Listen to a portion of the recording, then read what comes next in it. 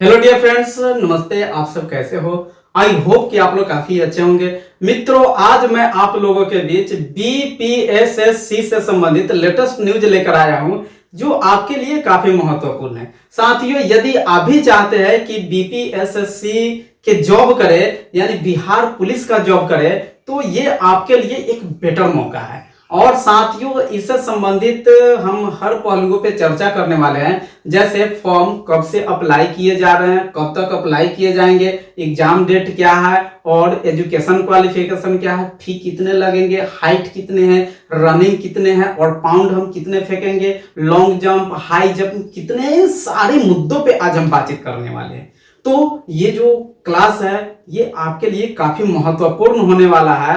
साथियों, यदि ये क्लास आपको अच्छा लगेगा तो प्लीज आप इसे लाइक कीजिएगा, शेयर कीजिएगा और मेरे चैनल पे नए हैं तो प्लीज सब्सक्राइब कीजिएगा। Okay, thank you. तो चलिए शुरू करते हैं। बिहार पुलिस सब ऑर्डिनेट सर्विस कमीशन बीपीएसएससी के लिए इंपोर्टेंट डेट्स क्या है? तो एप्लीकेशन बिगिन 4 मई 2023 यानी 4 मई 2023 से फॉर्म डाले जा रहे हैं। ओके, और कहा जा रहा last date for apply online 4 June 2023 और फॉर्म अप्लाई करने का आखिरी जो तारीख है वह है 4 जून तक। ओके, यानी कि 4 मई से अप्लाई किए जा रहे हैं और 4 जून तक अप्लाई किए जाएंगे। तो कुल मिलाकर कहा जाए तो आपको 1 मंथ का टाइम मिला है, जो काफी बड़ा टाइम है। ये छोटा टाइम नहीं है, 1 महीने बहुत ज्यादा टाइम होते हैं। तो आप इस नोटिफिकेशन को अच्छी तरह से देखें और फिर जाकर आप नोटिफिकेशन पूरी नोटिफिकेशन पढ़े, ऑफिशियल वेबसाइट पर जाकर तब आप इस फॉर्म को आसानी से डालें। ओके, क्योंकि आपको बहुत ज्यादा टाइम दिया गया है। फिर पे एग्जाम फी लास्ट डेट 4 जून 2023 यानी 4 जून 2023 से फॉर्म डालने का आखिरी तारीख भी है और वही एग्जाम फी जमा करने का भी तारीख है। यानी कि एग्जाम फी जमा आप 4 जून तक कर सकते हैं। अब यहां देखिए exam date as per schedule, यानी एग्जाम डेट जो है ये शेड्यूल के अनुसार आपसे एग्जाम लिए जाएंगे, तो ये अभी क्लियर नहीं किया गया। ओके, अब यहां देखिए एप्लीकेशन फी कितने हैं? General, OBC, EWS, other state. मित्रों, यदि आप जनरल के स्टूडेंट है, आप ओबीसी के स्टूडेंट है, आप ईडब्ल्यूएस के स्टूडेंट है या अदर स्टेट से बिलोंग करते हैं तो आपको कुल मिलाकर 700 रुपए एग्जाम फी देने पड़ेंगे। ओके, और यदि आप एससी या एसटी के स्टूडेंट है तो कुल मिलाकर आपको 400 रुपए एग्जाम फी देने पड़ेंगे। और यदि आप महिला कैंडिडेट है, फीमेल कैंडिडेट और बिहार के रहने वाले हैं तो आपको कुल मिलाकर 400 रुपए एग्जाम फी देने पड़ेंगे, चाहे आप किसी भी कैटेगरी से बिलोंग करते हैं। ओके, फिर कहा जा रहा है पे the exam fee through online और ऑफलाइन फी मोड ओनली। आप एग्जाम फी ऑनलाइन भी जमा कर सकते हैं और ऑफलाइन भी जमा कर सकते हैं, यानी एग्जाम फी जमा करने का कोई चिंता नहीं है। आप जैसे चाहे वैसे एग्जाम फी जमा कर सकते हैं। ये काफी बढ़िया चीज है कि आपको जैसे सहूलियत होती है वैसे आप एग्जाम फी जमा कर सकते हैं। अब यहां देखिए ये सबसे महत्वपूर्ण हो जाता है कि क्या मेरा एज उस लायक है या नहीं, क्या एज कम है या क्या एज एक्सपायर है, तो ये महत्वपूर्ण हो जाता है। एज लिमिट एज ऑन 1/1/2023 यानी कहा जा रहा है कि 1 जनवरी 2023 तक आपकी उम्र कितनी होनी चाहिए? तो मित्रों, मिनिमम एज जो है आपकी 20 ईयर्स होनी चाहिए। 1 जनवरी 2023 तक कम से कम आपकी उम्र 20 साल होनी चाहिए। ओके, और कहा जा रहा है maximum age 37 years for male.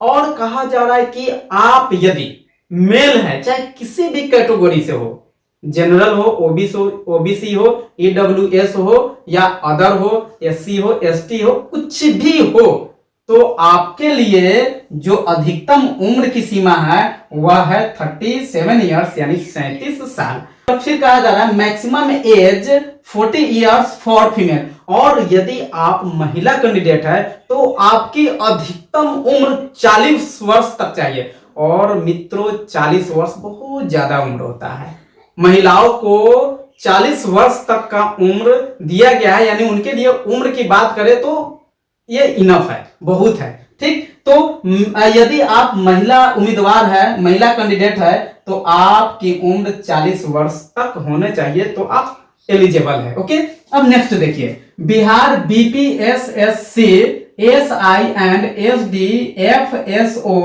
Total post 64। देखिए इसमें टोटल पोस्ट कितने हैं, 64 है। 64 पोस्ट पे फॉर्म डाले जा रहे हैं। और अब देखिए यहाँ क्या है, पोस्ट नेम, टोटल पोस्ट और क्वालिफिकेशन। पोस्ट नेम क्या है, सब इंस्पेक्टर एसआई। यदि आप सब इंस्पेक्टर या एसआई के पोस्ट पे यदि ऑनलाइन करना चाहते हैं तो सबसे पहले आप ध्यान दें कि आपके लिए टोटल 11 सीट है।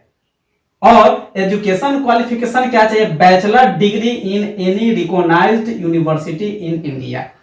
यदि आप भारत के किसी भी मान्यता प्राप्त यूनिवर्सिटी से बीए किए हैं, बीकॉम किए हैं या बीएससी किए हैं, या यूं कहें कि आप ग्रेजुएट है, तो आप इस फॉर्म को बेहिचक डाल सकते हैं। ओके, ठीक कहा जा रहा है sub divisional fire station officers. यदि आप sub divisional fire station officers के लिए यदि फॉर्म डालना चाहते हैं तो सबसे पहले आपके लिए कितने पोस्ट है, 53 पोस्ट है। और एजुकेशन क्वालिफिकेशन क्या चाहिए, bachelor degree in any recognised university in India, यानी वही बातें, आप किसी भी भारत के मान्यता प्राप्त यूनिवर्सिटी से बैचलर डिग्री हो यानी ग्रेजुएट हो तो आप इस फॉर्म को आराम से डाल सकते हैं। अब थोड़ा सा ये देख लेते हैं फिजिकल एलिजिबिलिटी डिटेल्स, यानी फिजिकल यानी हमारी जो शारीरिक जो क्षमता है ये क्या होना चाहिए, फिजिकल एलिजिबिलिटी क्या होना चाहिए, ये इसके लिए काफी महत्वपूर्ण हो जाता है। यानी किसी भी डिफेंस लाइन के लिए ये जो फिजिकल एलिजिबिलिटी जो होता है ये काफी महत्वपूर्ण होता है। तो चलिए देखते हैं टाइप मेल फीमेल। टाइप में है हाइट। यदि आप जनरल या ओबीसी के स्टूडेंट है तो आपकी हाइट 165 सीएमएस होना चाहिए। और यदि आप अदर के स्टूडेंट है, अदर कहने का अर्थ है एससी एसटी या और कुछ हो सकता है, तो आपके लिए 160 सीएमएस हाइट होनी चाहिए। ओके, यानी आप एससी एसटी या अदर हैं तो आपके लिए कितना चाहिए, 160 सीएमएस की हाइट चाहिए। और यहां फीमेल के लिए यदि आप जनरल या ओबीसी के फीमेल हैं तो आपके लिए 155 सीएमएस की हाइट चाहिए। और यदि आप एससी एसटी के स्टूडेंट है तो आपके लिए भी हाइट उतना ही चाहिए जितना कि अदर जनरल और ओबीसी के लिए चाहिए। यानी कुल मिलाकर कहा जाए तो यहाँ जनरल ओबीसी यानी कि ऑल फीमेल स्टूडेंट के लिए हाइट चाहिए 155 सीएमएस। ओके, अब देखिए चेस्ट किसके लिए, जनरल या ओबीसी के स्टूडेंट है तो उनकी चेस्ट जो है ये चाहिए 81 से 86। ओके, और यदि एससी एसटी के स्टूडेंट है तो उनका चेस्ट कितना चाहिए, 79 से 84।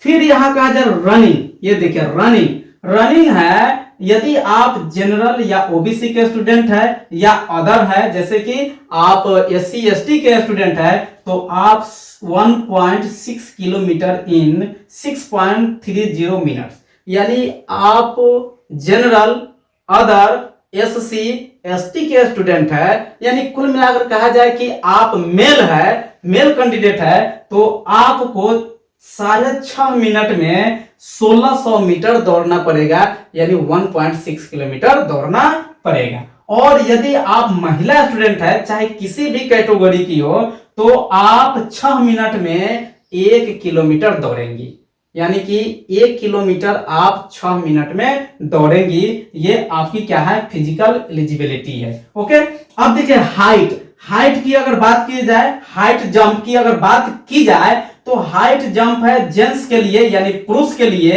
ये क्या है, मेल कैंडिडेट के लिए हाइट की अगर बात की जाए हाइट जंप की तो ये है 4 फीट।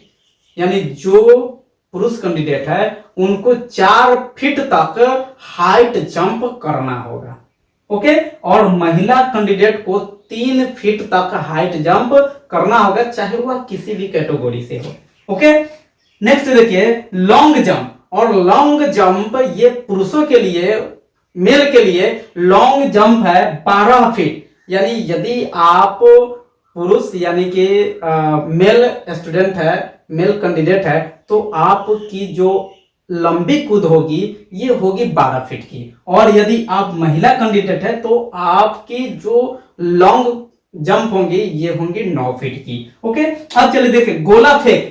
यदि आप मेल कैंडिडेट है तो आप 16 पाउंड 16 फीट तक फेंकेंगे। ये आपका है गोला फेंक, यानी 16 पाउंड 16 फीट तक फेंकेंगे। और यदि आप महिला कैंडिडेट है तो आप 12 पाउंड 10 फीट तक फेंकेंगे।